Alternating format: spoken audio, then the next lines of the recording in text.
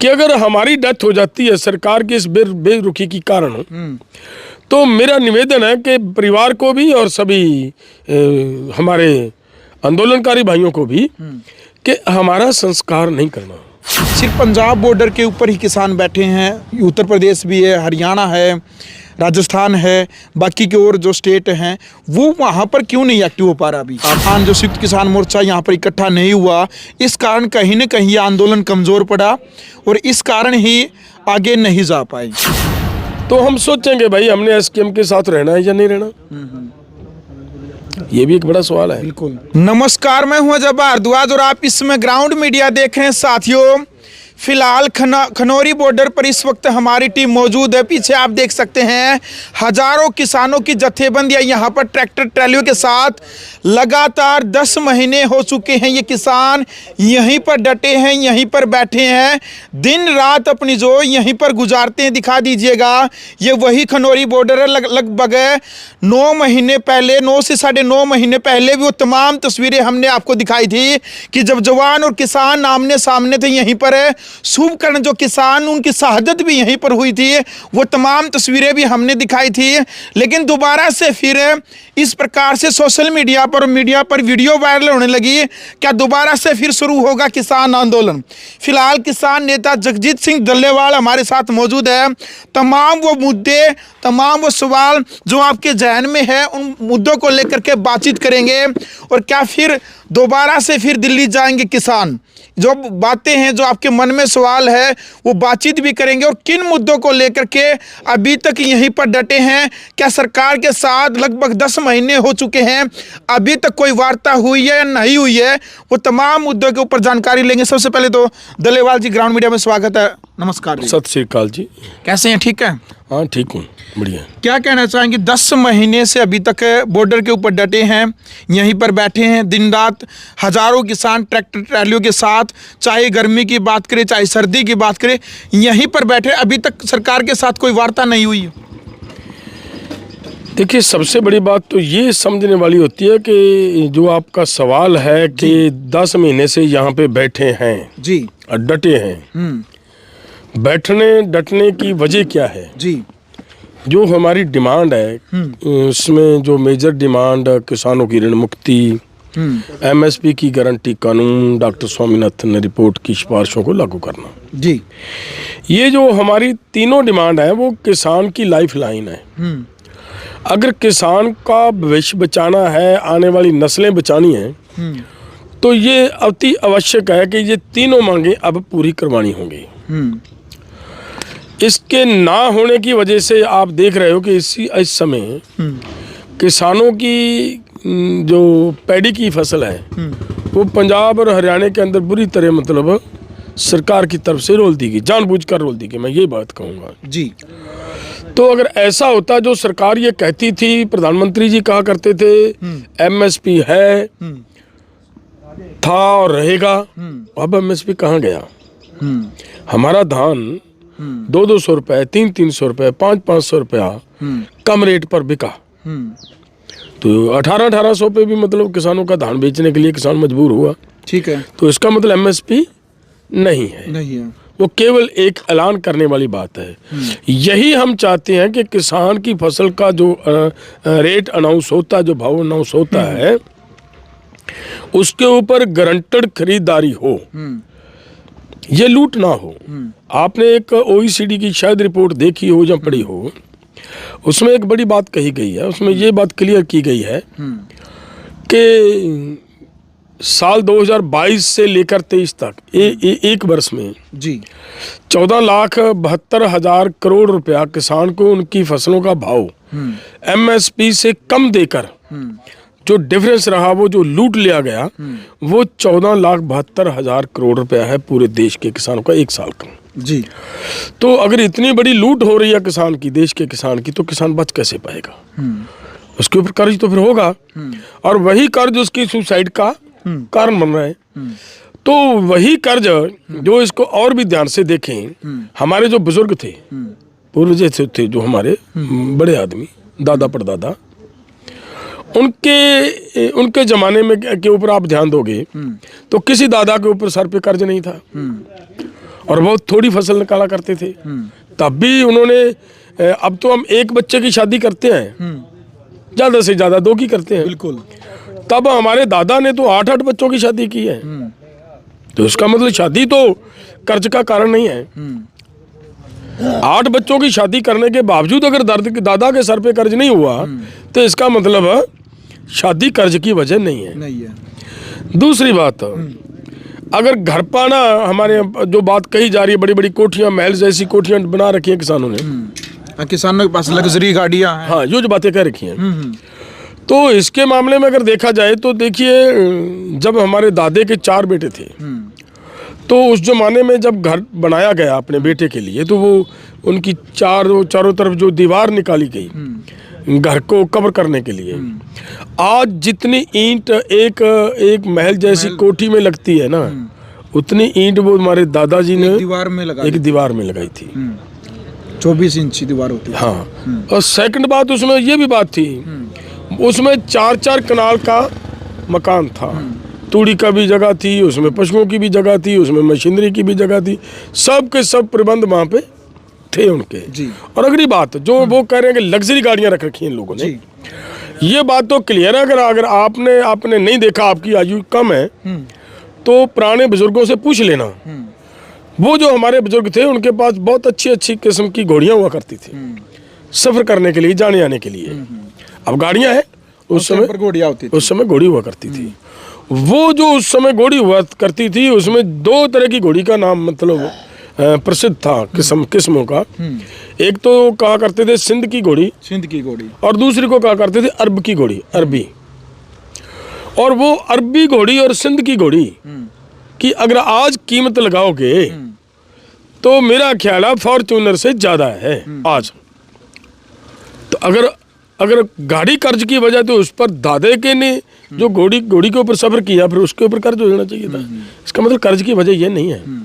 लेकिन इतना सब कुछ होने के बावजूद जो दादा ने दाना निकाला, फसल निकाला, उसने केवल 20 मन, 15 मन, 20 मन 1 एकड़ से निकाला। और उसका पोता जो आज है, वो लगभग नियर अबाउट 200 मन दाने 1 एकड़ से निकाल रहा है। वो 20 मन निकाल कर सेटिस्फाइड था। 20 मन निकालने के बाद भी उसके सर पे कर्ज नहीं था। और ये 200 मन निकालने के बाद भी कर्ज में डूब रहा है। इसकी वजह कुछ और है। तो आए दिन प्रतिदिन कर्ज बढ़ता जा रहा है, ये पीछे हटने का नाम नहीं ले रहा। क्योंकि जब ऐसी लूट, जब 14,72,000 करोड़ रुपए की लूट किसानों से कि उनकी फसल के भाव में हर साल कर ली जाएगी, तो फिर उसके सर पर कर्ज तो फिर बढ़ेगा। वो कर्ज बढ़ता जा रहा है जी। तो जो मैंने बात की कि ये मांग हमारी लाइफ लाइन है। देखिए, उस दादा से लेकर इस पोता तक आते आते हमारे सर पे, उस दादा के सर पे कर्ज नहीं था। इसके ऊपर किसी के सर पे 10 लाख, किसी के सर पे 20 लाख, किसी के सर पे 25, 50, 30, 40 लाख रुपए कर्ज हो गया। ठीक है। तो आगे जब पोता आने वाला है हमारा, अब हमारा पोता आगे आने वाला है, जो नियर अबाउट 15 साल में वो आएगा, ये काम संभालेगा। बिल्कुल। तो अंदाजा लगाएं, अगर इसी तरीके से कर्ज बढ़ता गया तो वो क्या जी पाएंगे, या फिर कर्ज की वजह से सुसाइड करेंगे। सुसाइड करना पड़ेगा, उसको करना पड़ेगा। तो अगर उनको सुसाइड करना पड़ेगा तो उनको बचाने के लिए आज इस लड़ाई को जीतना हमारे लिए आवश्यक है जी। तो जब इतनी लड़ाई इतनी अहमियत रखती है, इतनी इम्पोर्टेंस रखती है, तो फिर भले वो 10 महीने बैठना पड़े हमें, भले 10 साल बैठना पड़े, भले कितनी भी देर बैठना पड़े, हमें बैठना चाहिए। दूसरी बात जो मैं कह रहा हूँ, अभी हमने एक ऐलान किया है कि हम 26 नवंबर को अनशन पे बैठेंगे। ठीक है। तो वो अमर अनशन होगा हमारा, और उसमें एक बड़ा स्ट्रांगली फैसला उसके साथ साथ ये लिया गया है कि अगर हमारी, मैंने बोला है, मैंने कोई ऐसे नहीं कहा बात, बैठक में तय होकर ये बात हुई है कि अगर हमारी डेथ हो जाती है सरकार की इस बेरुखी के कारण, तो मेरा निवेदन है कि परिवार को भी और सभी हमारे आंदोलनकारी भाइयों को भी कि हमारा संस्कार नहीं करना, और क्या करें, हमारी डेड बॉडी को यहाँ पे रखना है और उतनी देर तक रखना जब तक हमारा आंदोलन जीत नहीं जाता, उसके बाद ही दाह संस्कार। हाँ, नहीं, मैं और बात बता रहा हूँ। हमारा प्रोग्राम है कि हमारे बाद वो कल पीसी में हमारे साथियों ने अनाउंस कर दिया, सुखजीत जी हैं हमारे फोरम के, एसकेएम नॉन पॉलिटिकल के आगू हैं, उन्होंने अनाउंस कर दिया कि डल्लेवाल जी की डेथ के बाद मैं बैठूंगा। अच्छा, वो आ जाएंगे। हम उनकी शंभू बॉर्डर से एक और ऐलान हुआ कल ही मैं वही बात कि 6 दिसंबर को दिल्ली जाएंगे। मैं वही बात पर आ रहा हूँ जी। तो जब सुखजीत जी की डेथ होगी तो उनकी भी डेड बॉडी को रख लिया जाएगा, उसका भी संस्कार नहीं होगा। आगे का लीडर वो बैठेगा। हमारे पास है ऐसे, मतलब हमारे फोरम के अंदर 15-16 मतलब लीडर है जो बैठेंगे बार बार। तो एक तो बात ये आ गई, और ये इतना स्ट्रॉन्ग फैसला लिया गया है, बहुत बड़ा फैसला है जी, बहुत बड़ा फैसला। ਹੁਣ आपको उसी बात का जवाब है। जी जी। आपने जो बात कही है कि उधर अनाउंसमेंट हो गया, वो अनाउंसमेंट जो हुआ है लोगों के अंदर शायद ये मतलब हो बुलेका कि उन्होंने ये फैसला कर लिया है, इन्होंने ये फैसला कर लिया है कि आपस में बट गए। हाँ, वो बात नहीं है जी। वो फैसला इसलिए किया गया है कि इतना स्ट्रांग फैसला लेकर हमारे आगू नेता बैठ रहे हैं। अगर सरकार इस पर फिर भी मतलब जिद करती है तो ऐसा नहीं है कि आगू की डेथ होने के बाद हम ऐलान करें कि हम ये करेंगे। हमें सरकार को पहले बता देना चाहिए कि हम ये करेंगे। अगर आप इसके ऊपर बेरुखी अख्तियार करोगे तो, समझे मेरी बात? बिल्कुल। इसीलिए उन्होंने ये कहा है कि 26 को हम बैठेंगे, 26 से लेकर 6 तारीख तक वो इंतजार करेंगे कि सरकार कहीं बातचीत पे आती है या नहीं आती। जी। अगर आती नहीं आती तो पीस पूरी तरह हम संभाल कर रखेंगे। हमारा पीसफुली प्रोग्राम है। नहीं तो हमारा ये कार्यक्रम है, एक फैसला है कि हम अगर आगे जाना है, सरकार बार बार हमें बोल रही है कि आप चले जाइए, पैदल चले जाइए, आपको गाड़ियों के मतलब माध्यम से पहुंच जाइए वहाँ पे। लेकिन हमें ये बताएं, सरकार के स्वभाव को जानते हुए हमें ये पता है कि हमें घर बनाकर ही बैठना पड़ेगा वहाँ पे। जी। वो घर, ट्रैक्टर ट्रॉली हमारा घर है, ट्रैक्टर ट्रॉली में ही हमारा खाने पीने की व्यवस्था है, तो वो हमें अपने साथ ले जाना पड़ेगा। उसके सिवा मतलब आंदोलन वहाँ पे नहीं हो सकता। तो वो एक उनका पीसफुली प्रोटेस्ट है कि वो 25 आदमी 50 आदमी पीसफुली जाएंगे और पैदल जाएंगे। सरकार अगर फिर भी उनके ऊपर किसी तरह का अत्याचार करती है तो फिर तो सरकार का अत्याचार की बेशर्मी की हद होगी ना। इसलिए मतलब वो उनको करना पड़ेगा। और वहाँ पर अगर क्या करेगी सरकार, फिर उनको पकड़ेगी, पकड़कर जेल में ले जाएगी।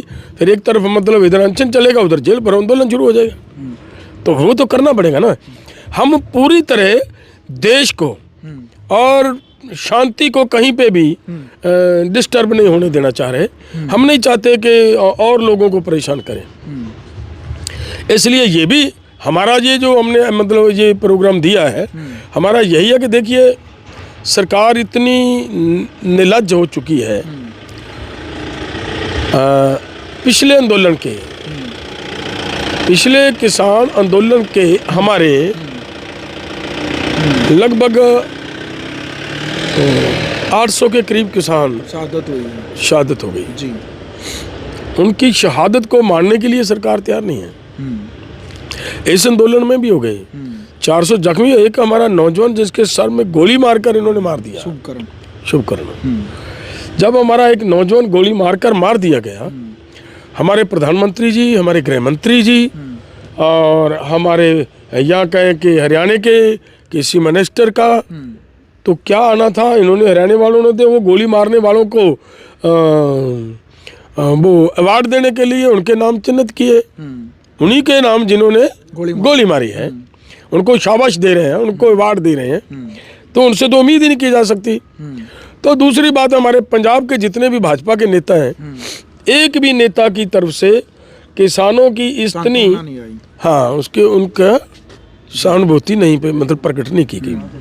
तो फिर इसका मतलब यह निकलता है कि सरकार ये चाहती है कि किसानों को मारना है, मरने का कोई परवाह नहीं है। तो फिर लोग मरे वो अच्छा नहीं है, वो नेता मरे। फिर इसके लिए ये प्रोग्राम दिया गया है कि नेता अनशन पे बैठेगा और वो अपने प्राणों की आहुति देगा। जी। इतने 10 महीने से बैठे हैं इतने लंबे टाइम के बाद ये इतना बड़ा फैसला, कई लोग कह रहे हैं भाई इससे पहले लोकसभा चुनाव भी हुआ, हरियाणा विधानसभा चुनाव भी हुए, इससे पहले कोई भी बड़ा फैसला क्यों नहीं लिया गया? हाँ देखिए, वो भी बात होती है जी। वो ये होती है कि आंदोलन सरकार को एक समय दिया जाता है। हम अगर उसी समय ऐसा एक्शन करते हैं तो लोगों के अंदर भी एक बात जाएगी, अरे यार सरकार बुलाएगी आपको, आप ऐसे ऐसे क्यों मतलब कार्यक्रम दे रहे हो। वो साफ हो गया कि सरकार का 18 फरवरी से लेकर आज तक हमारे साथ बातचीत करने का कोई इरादा नजर नहीं आ रहा। ठीक बात, वो भी समय निकल गया कि सरकार बातचीत के लिए आएगी, बात करेगी। तो अगर सरकार को हमारी मांग मनाना है, बातचीत के ऊपर आने के लिए मजबूर करना है, तो हमें नेताओं को अपने प्राणों की आहुति देने के लिए तैयार होना पड़ेगा। और उसके लिए मतलब ये वो उड़ी कुड़ी करके आ जाती है सरकार लाइन पे, कल आती है, नहीं आएगी तो फिर मतलब वो फैसला इसलिए लिया गया है। तो डल्लेवाल जी, आपको क्या लगता है इतना कुछ हुआ, क्योंकि 10 महीने पहले भी वो तमाम तस्वीरें, चाहे शंभू बॉर्डर की हो या फिर ये खनौरी बॉर्डर की हो, जिस टाइम पर किसान प्रयास करने लग रहे थे आगे बढ़ने का, तो आंसू गैस के गोले दागे जा रहे थे, प्लास्टिक की गोलियां चलाई जा रही थी, वाटर कैनन का प्रयोग किया जा रहा था। तो अभी आपको क्या लगता है, लोकसभा चुनाव नज़दीक था उस टाइम पर भी, तो उसके बाद अभी तीसरी बार फिर मोदी देश के प्रधानमंत्री बने हैं और हरियाणा के अंदर भी बीजेपी सरकार आई तीसरी बार फिर, आपको क्या लगता है भाई, क्या जाने देंगे फिर किसानों को उस तरफ, दिल्ली की तरफ जाने दिया जाएगा? नहीं, वो तो देखिए, और हमारे पास हम इतना बड़ा फैसला लेकर यहाँ पे बैठेंगे तो मुझे लग रहा है कि देश का किसान ऐसे हाथ पे हाथ धर के तो बैठेगा नहीं।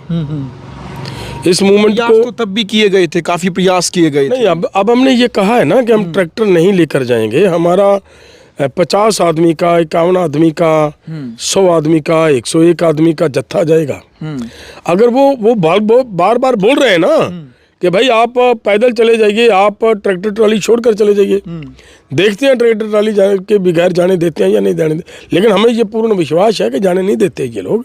आपने देखा होगा, हमने यहाँ जींद के इलाके में वो क्या था गांव उचाना में, उचाना में हमारी एक किसान महापंचायत थी।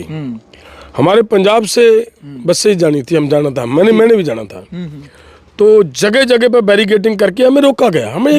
हमको दिल्ली थोड़ी जा रहे थे, हम तो उचाना में जा रहे थे ना, एक किसान महापंचायत में जा रहे थे, और वो किसान महापंचायत करके वापस आ जाना था, वहाँ नहीं जाने दिया।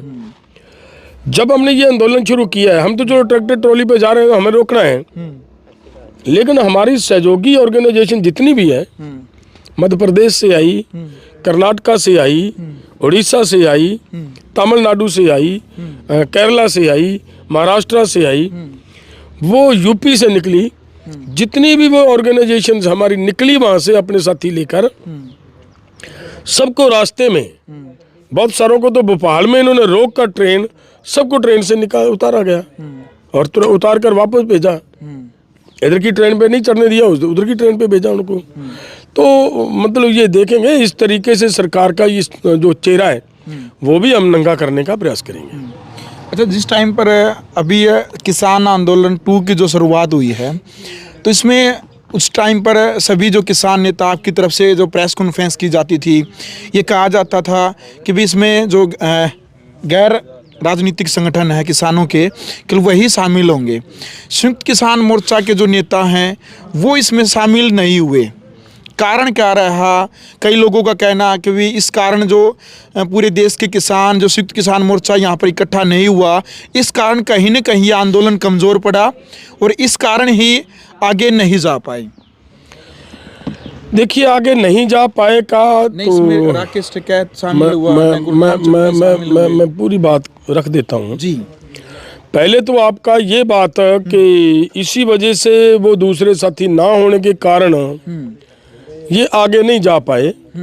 तो आपने पिछली बार आंदोलन की बैरिकेडिंग भी देखी होगी और इस बार की बैरिकेडिंग भी देखी है। बिल्कुल ठीक इस बार तो पुख्ता प्रबंध कर रखे, उससे सीमेंटेड कर रखे पहले से ही, सीमेंटेड है और कितनी लेयर बना रखी हैं, ये लेयर बना रखी, आगे फिर बना रखी, आगे फिर बना रखी, और यहीं पर ही नहीं, दिल्ली तक जाते जाते 4 जगह पे मतलब ऐसी बैरिकेडिंग कर रखी है। ये क्लियर बात है ना। तो इसका मतलब सरकार पहले से ज़्यादा डरी हुई थी। ठीक बात जी। और सरकार ने वो पूरी व्यवस्था की, और किसी तरीके से भी किसान शांतिपूर्ण ढंग से आगे बढ़ नहीं सकते थे। एक बात, और फिर भी किसानों ने प्रयास किया कि इनको इधर उधर करके शायद निकला जाए। तो वहाँ पे मतलब जिस तरीके से गोलियां चलाई गई, अथरू गैस के गोले, वो भी एक्सपायरी डेट के, और जिनके साथ मतलब बहुत सारे लोगों की आई से डेट एक्सपायरी, सीधियां गोली चलाई गई लोगों के ऊपर। 433 किसान जख्मी हुए और 5 नौजवानों की आईसाइट चली गई। वो छोटी छोटी मिसाइलें छोड़ी गई। हाँ, वो छोड़ी गई थी। देखिए ना, आपने वो सब कुछ देखा है। अगर ऐसा छोड़ा गया है, क्या उस समय था? ना, उस टाइम नहीं, उस टाइम नहीं था। इधर इसका मतलब ये निकलता कि उस टाइम का सिर्फ water cannon, only water cannon यहीं तक सीमित था, या पत्थरड़ाए वो हटा दिए गए थे। पत्थर कहीं पे था, या मतलब जो लोहे के बैरिकेड थे वो थे, वो लोगों ने साइड पे धकेल कर दिए और सब लोग आगे निकल गए। एक तो बात ये बात है। दूसरी बात जो आपने कही है कि दूसरे साथी साथ नहीं है, वो बात नहीं है। नहीं, कई जगह इस प्रकार की बातें चलती हैं कि भाई कई किसान नेता अपना चेहरा चमकाने के लिए उन्होंने ये आंदोलन रचा, और जो बाकी जो संयुक्त किसान मोर्चा के जो नेता थे, जो सरकार के साथ, केंद्र सरकार के साथ जो मीटिंग करते थे, उनको दरकिनार कर दिया गया। अपना चेहरा चमकाने के लिए पूरा ये आंदोलन रचा गया, एक राजनीतिक षड्यंत्र के तहत। पूरा अच्छे से आप इस कहानी को समझ लीजिए। जी जी। पीछे हमने आंदोलन लड़ा जी 2020-21 का।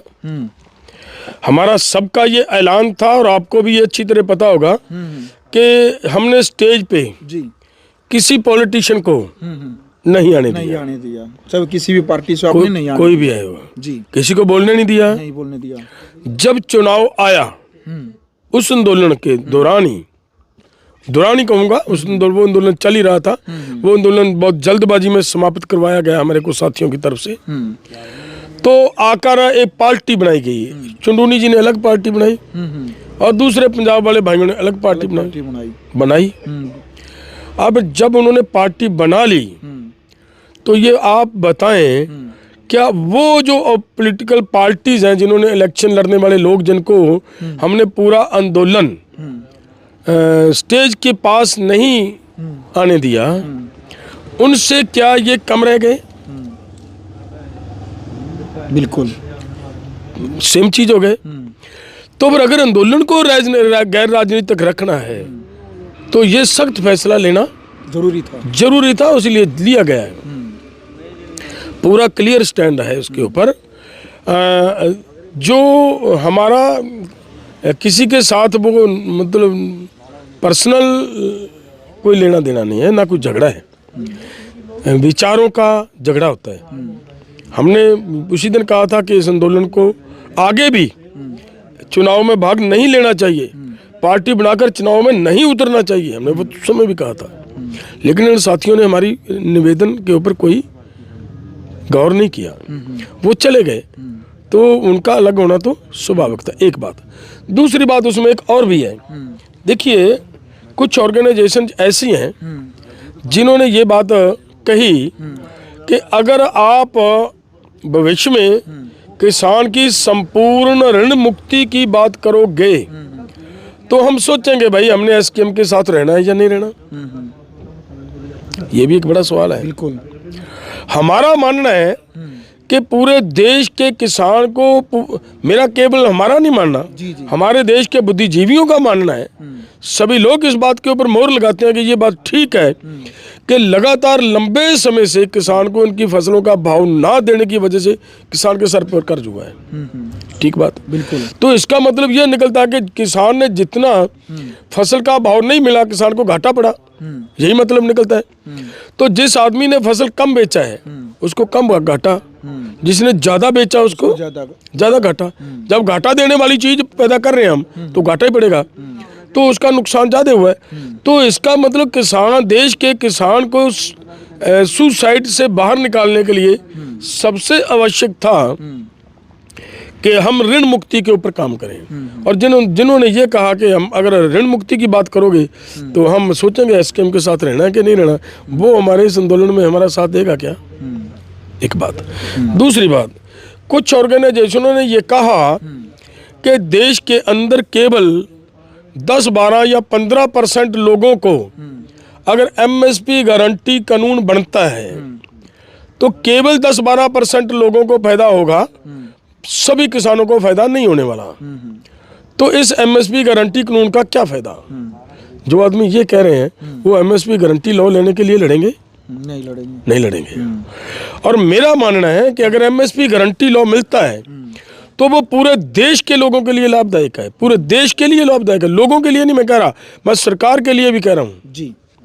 अगर एमएसपी गारंटी कानून बन जाता है, देखिए पंजाब और हरियाणा के सर पे ये एक दोष दिया जा रहा है कि भाई इन लोगों ने धान की खेती जो पंजाब और हरियाणा की है ही नहीं, ये करते हैं और पंजाब और हरियाणा का पानी खत्म हो रहा है।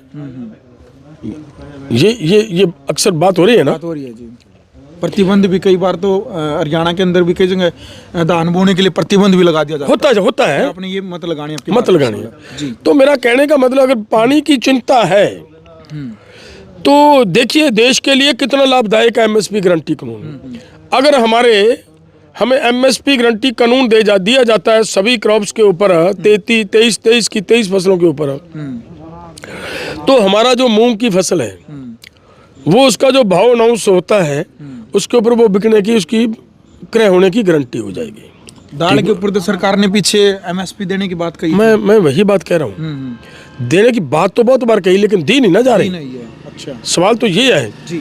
अगर बात करने से तो बात नहीं, बात करने के लिए तो प्रधानमंत्री जी ने ये कहा, पिछली बार बड़ी बार कहा एमएसपी है, था और रहेगा जी। और अब रहा, नजर आ रहा आपको? नहीं आ रहा ना। तो ये बात है, वो तो कहने की बात है। मैं जो बात कह रहा हूँ कि अगर सभी फसलों के ऊपर एमएसपी गारंटी कानून बन जाता है तो किसान देश का किसान यहीं पे ही दाल की खेती करेगा, धान की छोड़ देंगे। उसके साथ क्या होगा, एक तो वाटर लेवल जी स्टेबल हो जाएगा, एक बात। सेकंड, पंजाब और हरियाणा को बदनाम किया जाता है कि ये दिल्ली के पोल्यूशन का कारण ये लोग हैं जी। बिल्कुल, हर बार किया जाता है, हर बार कहा, जबकि नहीं है, लेकिन वो कहा जाता है। अगर हमें एमएसपी गारंटी कानून हो जाता है तो हम धान को छोड़ जाते हैं तो क्लियर बात है पराली का भी काम सिमट जाएगा। बिल्कुल। पंजाब के किसानों के ऊपर दोष दिया जाता है कि इनको बिजली फ्री दी जाती है, फिर तो मतलब मैक्सिमम बिजली नहीं लेंगे हम, मिनिमम थोड़ी सी बिजली लेंगे जिसके साथ दाल को पानी देना है, दाल की फसल को, जहाँ जिसके साथ सिर्फ तेल की फसलों को पानी देना है। तो वो बात मतलब हमारा पानी भी बचेगा, बिजली जो किसान को फ्री देनी पड़ रही है वो भी बच जाएगी, वो इंडस्ट्री को दी जाएगी। अगली बात, देश हर बार बाहर से लगभग 2.25 लाख करोड़ रुपए का पाम ऑयल और दालें बाहर से मंगवाता है ना, बाहर से मंगवाता है। कोई इसमें तो कोई दो राय नहीं है। बिल्कुल। अगर बाहर से मंगवाता है, अगर देश का किसान यहीं पे इनको दाल पैदा कर देगा, यहीं पे इनको सूरजमुखी पैदा कर देगा, यहीं पे इनको सरसों पैदा कर देगा, यहीं पे इनको मूंगफली पैदा कर देगा, तो फिर क्या बाहर से मंगवाने की जरूरत रहेगी?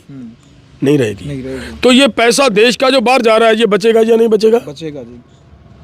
तो ये एमएसपी गारंटी कानून क्या देश की इकोनॉमिकली कंडीशन के ऊपर लाभ नहीं दे रही? बिल्कुल। एक बात। दूसरा और भी पक्ष है इसमें। देखिए, जब किसान को डॉक्टर स्वामीनाथन के फार्मूले के अनुसार एमएसपी गारंटी कानून मिलेगा तो किसान को की जेब में कुछ पैसे ज़्यादा आएंगे। जो आज वो अपने बच्चे को टाइम पे साइकिल नहीं लेकर दे पा रहा, अपने बच्चों को टाइम पे बूट नहीं लेकर दे पा रहा, उनको बुक्स नहीं लेकर दे पा रहा, अपने परिवार में मतलब अपनी बेटी को, अपनी वाइफ को, अपनी माता को वो वक्त पे कपड़ा नहीं लेकर दे पा रहा, उनकी जूते नहीं लेकर दे कर पा रहा, तो वो जो ज़रूरतें हैं अगर उसकी जेब में पैसा आ जाएगा पहले वो सब ज़रूरतें पूरी करेगा। बिल्कुल करेगा जी।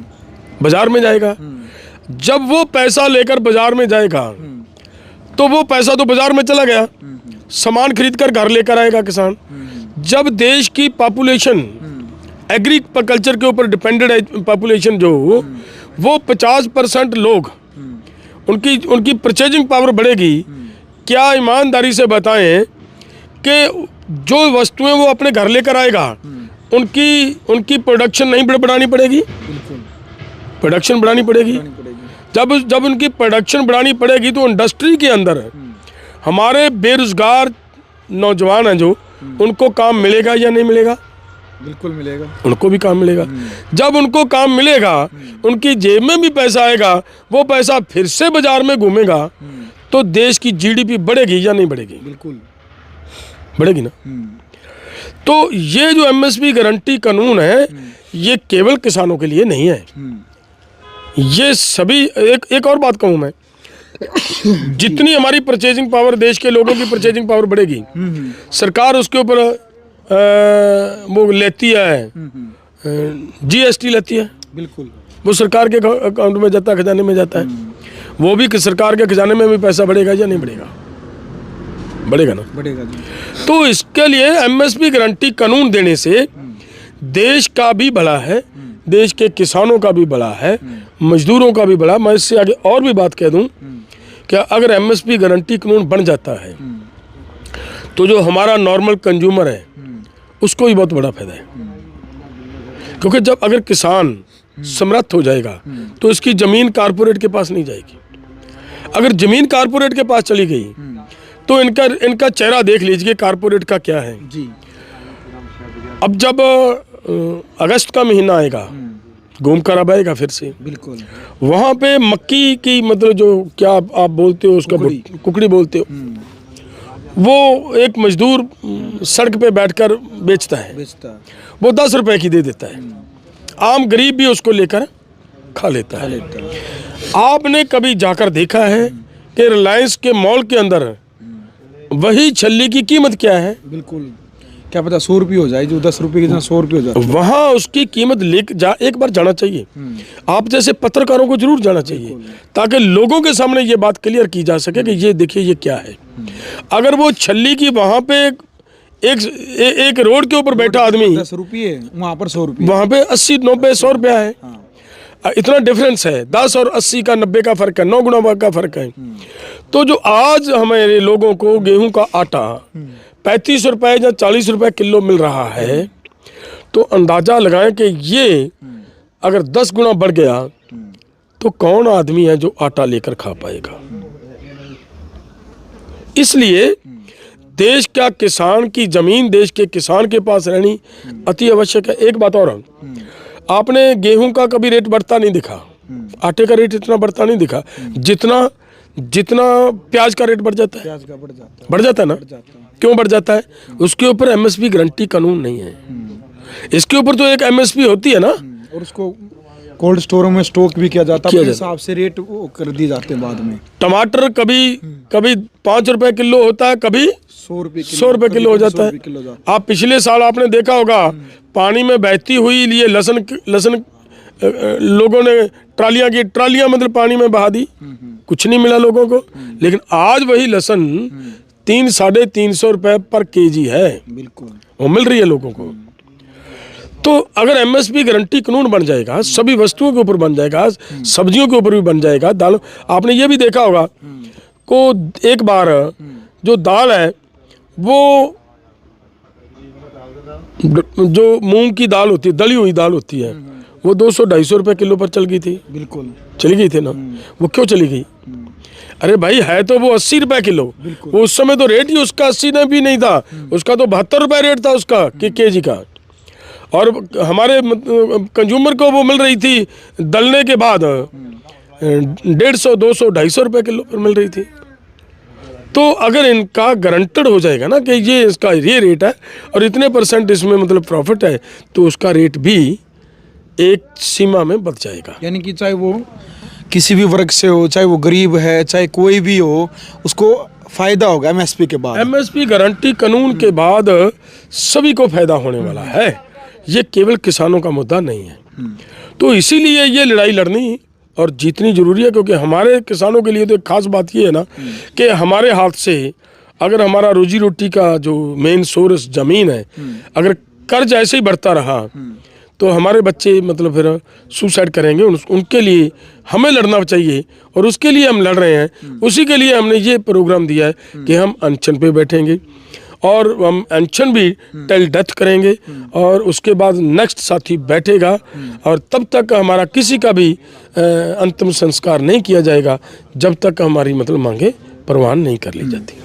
बिल्कुल भाई, एक बहुत बड़ा जो फैसला है वो किसानों की तरफ से लिया गया है। जगजीत सिंह डल्लेवाल हमारे साथ मौजूद हैं और आमरण जो अनशन है वो बैठने की बात कही गई है कि 26 नवंबर को जो है आमरण अनशन के ऊपर जो डल्लेवाल जी है वो बैठेंगे और किसानों की जो लड़ाई है, एमएसपी का मुद्दा है, डॉक्टर स्वामीनाथन की रिपोर्ट लागू करवाने की बात जो कही जा रही है और किसानों की कर्ज माफ़ी की जो बात है, वो लगातार इन मांगों को लेकर के हज़ारों किसान इससे पहले भी लगातार लगभग 13 से 14 महीने जो आंदोलन चला था सिंगू बॉर्डर के ऊपर, टिकरी बॉर्डर के ऊपर है, वो तमाम तस्वीरें भी हमने आपको दिखाई थी। और फिलहाल 10 महीने से जो किसान यहाँ पर बैठे हैं, ये तस्वीरें भी हम आपको दिखाने लग रही हैं। डल्लेवाल जी, एक बड़ा सवाल ये है कि जिस टाइम पर 3 कृषि कानून लागू हुए थे, उस टाइम पर देश का सभी जो किसान वर्ग था वो उठ करके दिल्ली के चारों तरफ वो बॉर्डर के ऊपर बैठ गया था और देश के प्रधानमंत्री नरेंद्र मोदी ने हाथ जोड़ करके माफ़ी मांगी, उन कानूनों को रद्द किया। तो उस टाइम पर जो ये एमएसपी का जो मुद्दा था, उन कानूनों के साथ ये एमएसपी का मुद्दा भी था साथ में। फिर किसान, संयुक्त किसान मोर्चा के किसानों ने ये कॉल क्यों दी, वहाँ से क्यों उठे, जब तक बातें अधूरी थी, मांगे पूरी नहीं मानी गई थी, तुरंत उसके बाद फिर ये किसान आंदोलन 2 करने की ज़रूरत पड़ी उसी टाइम पर, क्योंकि आंदोलन कोई सामान्य नहीं है। आंदोलन के अंदर हज़ारों शहादतें होती है, 800 शहादत उस टाइम पर हुई थी। आंदोलन के अंदर काफ़ी नुकसान होता है, किसानों के बच्चे हैं उनको भी अपनी शहादत देनी पड़ती है, अपना कीमती जो समय जीवन का वो यहाँ पर देना पड़ता है। तो वो कहते हैं ना भी लगे हाथों, फिर क्यों नहीं सरकार से उस टाइम पर बातचीत हुई, क्यों वहाँ से उठना पड़ा? देखिए, ये बात मैं कहूँ आपसे जी, हमारे कुछ साथी जी, जिनको पॉलिटिकल लाइन में जाने की अपेक्षा ज़्यादा थी, ये भावना थी कि हम सीएम बनेंगे, हम गृह मंत्री बन जाएंगे, हम डिप्टी सीएम बन जाएंगे, हम खजाना मंत्री बन जाएंगे, ऐसी जो भावना थी उसकी वजह से ये काम हुआ। तो व्यक्तिगत राजनीतिक लालच के कारण नहीं, ये तो क्लियर बात है, इसमें कोई दो राय नहीं है, किसी को ये भलेखा नहीं है। हम बार बार ये कह रहे थे, इस बात का भी शायद आपके पास मैं तो पुख्ता सबूत भी दे सकता हूँ इन बातों के, कि हमारा ये था विचार कि अभी उठना नहीं चाहिए। यूपी का जो इलेक्शन वो सर पे आ चुका है। यूपी जीतना बीजेपी के लिए बहुत ज़रूरी है और यूपी के दबाव में ही सरकार हमारी ये मानेगी, उसी के कारण 3 कानून वापस लिए हैं। तो अगर आप 15-20 दिन महीना और बैठ जाओगे तो सरकार एमएसपी गारंटी कानून के ऊपर भी कुछ ना कुछ करने के लिए मजबूर हो जाएगी। लेकिन हमारे साथियों, तो हमारे बहुत सारे साथी तो ऐसे भी थे कि जब हमारे हरियाणा के किसानों के ऊपर जो मुकदमे थे, इनको भी छोड़कर भागना चाह रहे थे। उन्होंने ये कहा था कि इसमें कोई बात नहीं है। 1-2 साथियों ने तो बैठक में ये कहा, अरे यार, ये जब हम सेंटर के साथ इतनी बड़ी लड़ाई लड़ ली तो वो स्टेट के साथ नहीं लड़ पाएंगे कि लड़ सकेंगे हम इतनी लड़ाई कि वो हमारे केस वापस करें। तो ये जो मुझे लग रहा है कि उनकी एक अनजानता वाला बयान था उनका उस टाइम पर ऐसा बयान देना होना तो ये चाहिए था कि ठीक है बात है, अगर आज हम बैठे हैं 10 दिन और बैठ जाते हैं, सभी किसानों के केस अगर वापस हो जाते हैं तो फिर तो मतलब यहीं से मसला हल हो जाएगा। और उस समय भी हमें ये कहना पड़ा एक बैठक में कि भाई अगर आपके केस, हरियाणा के लोगों के केस वापस नहीं होंगे तो हमारी जितनी भी ट्रैक्टर ट्रॉलियाँ हैं वो मतलब कहीं पे भी खड़ी है, भले वो टिकरी बॉर्डर पे खड़ी हैं या वो सिंगू बॉर्डर पे खड़ी हैं, वो बॉर्डर से नहीं हटेंगी। वो उस समय भी हमें कहना पड़ा। और आपको ये एक मतलब किसी बाहर के चैनल पे हमारे बड़े नेता राज्यपाल जी उस पर अपनी इंटरव्यू में कहते हुए आपको मिल जाएंगे, जिसमें उन्होंने ये माना है कि भाई मतलब हम तो कह रहे थे कि आपकी मतलब फौजा थक चुकी हैं, अब आप चलें, बाद में फिर लड़ लेंगे। तो डल्लेवाल नहीं मान रहा था, बोल रखा था उन्होंने अपनी मतलब स्टेटमेंट में बोल रखा है। तो उसमें मतलब ये कहने की अब तो कोई ज़रूरत नहीं रही। तो ऐसा है कि मतलब जिन साथियों को इलेक्शन लड़ने की, चनूनी साहब को भी इलेक्शन लड़ने की बहुत जल्दबाजी हो गई थी और सभी ने मतलब उसको अधूरा छोड़कर मतलब भागने के लिए फैसला ले लिया। फिर अगर हम वहाँ पे फिर भी जिद करते, ये कोई कह सकता है कि आपको नहीं उठना चाहिए था, लेकिन अगर हम जिद करते तो सुनिए, अगर ऐसा हो जाता, हम जिद कर वहाँ पर बैठ जाते, ये सब साथी वहाँ से उठकर आ जाते, तो मोर्चा टूट जाता। एक बात। दूसरी बात, फिर अगर सरकार केस वापस ना लेती, ये उठकर आ जाते, केस वापस ना होते, तो फिर सभी भाइयों ने ये कहना था डल्लेवाल ने ये मतलब सब बनी कहानी खराब कर दी। नहीं तो मतलब सरकार तो मान गई थी केस वापस लेने के लिए। तो ऐसे हालात में फिर मतलब जो ना भी चाहे उसको भी वो मजबूरन मतलब मन में कुछ भी हो वो मतलब माननी पड़ती है। जी अच्छा, डल्लेवाल जी, अभी जो किसान आंदोलन है चला हुआ, आप कह रहे हैं कि भाई हम पूरे देश के किसानों की लड़ाई लड़ रहे हैं इस आंदोलन को लेकर के। एमएसपी का मुद्दा है, एमएसपी लागू होगी तो पूरे देश के किसानों को उसका रिजल्ट मिलेगा, चाहे वो राजस्थान का किसान है, चाहे वो पंजाब का, चाहे हरियाणा, चाहे मध्य प्रदेश का, हर किसान को उसका फ़ायदा होगा। तो फिर जो ये आंदोलन है, सिर्फ पंजाब बॉर्डर के ऊपर ही किसान बैठे हैं, उत्तर प्रदेश भी है, हरियाणा है, राजस्थान है, बाकी के और जो स्टेट हैं वो वहाँ पर क्यों नहीं एक्टिव हो पा रहा अभी? आपको मेरा ख्याल है इस बात की जानकारी नहीं होगी जी। हमारे दोनों फोरमों ने एक ऐलान किया था कि हम पूरे भारत के अंदर रेल रोकेंगे जी। उस समय रेल रोको आंदोलन, उस टाइम पिछले आंदोलन में भी रेल रोको का ऐलान किया गया था, लेकिन यूपी में कहीं भी रेल नहीं रुक पाई। नहीं रुकी थी ना। इस बार यूपी में भी रेल रुकी। अच्छा, इस बार रुकी। ठीक है। एक बात, कर्नाटका में रेल रुकी, बिहार में रेल रुकी, और तमिलनाडु में तो कम से कम 52 जगह पे 52 प्लेसेस पर रेल रुकी, ट्रेन रुकी जी। तो इसका ये नहीं है कि मतलब कुछ बाहर कुछ हो नहीं रहा। अगर हम कॉल देंगे तभी होगा ना। जब हम कॉल देते हैं तब होता है, सभी होता है।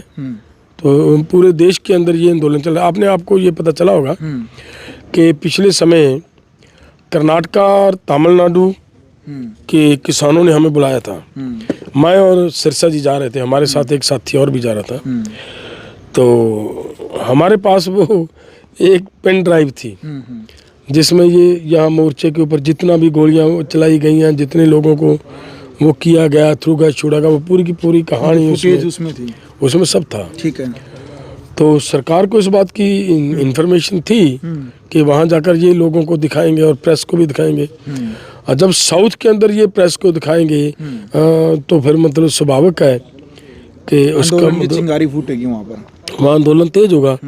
और उन्होंने ये महाराष्ट्र का चुनाव सर पे था, जीतना था, हमें वहाँ नहीं जाने दिया। एयरपोर्ट से हमें वापस किया है।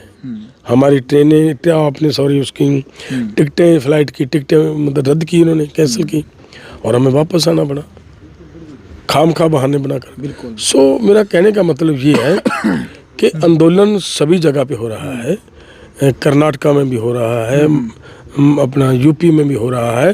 पिछले दिनों आपने देखा, कॉल देंगे उसका इंतजार करने लगे। अच्छा, अभी 6 दिसंबर की जो कॉल दी गई है, क्या शंभू बॉर्डर से ही किसान आगे बढ़ेंगे, फिर यहाँ से भी आगे बढ़ा जाएगा? नहीं, यहाँ पे तो जो चल रहा है ना, यहाँ से तो ऐसा ही मतलब अनशन पे बैठे हैं, अनशन पे पीसफुली। वहाँ पे भी हमारा यही है कि हम किसी तरह का मतलब शांति। 6 दिसंबर को यहाँ से आगे नहीं बढ़ा जाएगा? यहाँ से कुछ नहीं है। यहाँ तो अनशन का एक बड़ी कॉल दे रखी है ना। ठीक है, वो 26 को स्टार्ट हो जाएगी। वो 26 को स्टार्ट हो जाएगी जी। और वो अलग अलग बॉर्डरों से मतलब कहीं और भी पूरे भारत से किसान मतलब इसके लिए मूवमेंट कर सकते हैं, लेकिन अभी एक ही कॉल है कि वहीं से मतलब वो किया जाएगा। चलिए, क्या संदेश देश के किसान को ग्राउंड मीडिया के माध्यम से आप देना चाहेंगे?